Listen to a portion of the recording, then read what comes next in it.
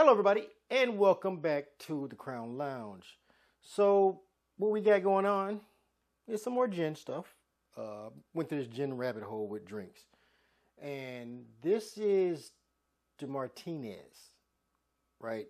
This goes back to 1887. And it's one of the oldest, maybe the predecessor to the Martini.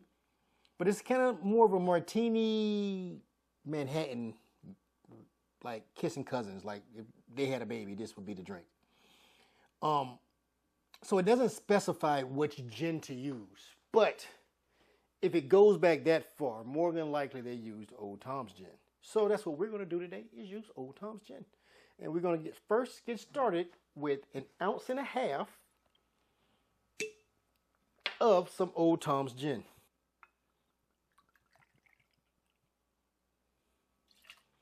So this is equal parts gin and vermouth.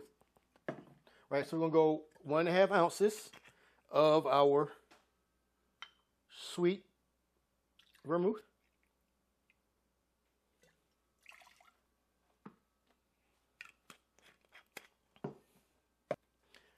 Then we'll go 1/4 ounce of our maraschino cherry liqueur. Just 1/4 ounce, a little bit.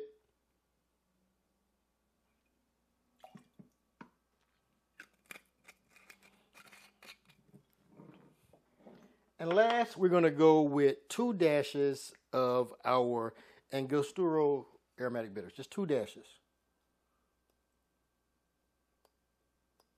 That was a kind of a big dash, but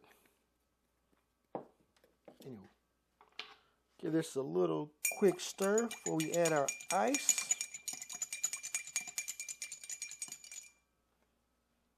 So even with color-wise, with the Old Tom gin, it's almost like a Manhattan. I didn't need that one.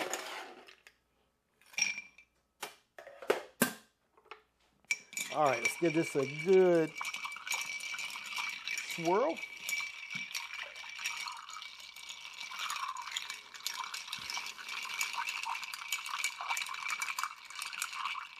I think the good thing about making these drinks is like you smell it before you taste it, which helps enhance the flavor. You know, like when those like sommelier dudes be like,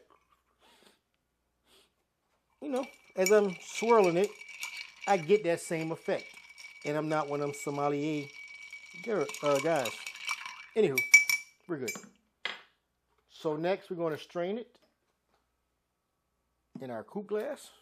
Our Nora glass.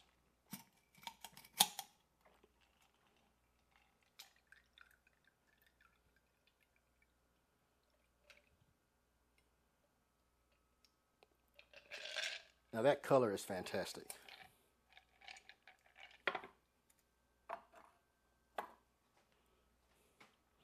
So let's see how well a Martinez tastes. Cheers.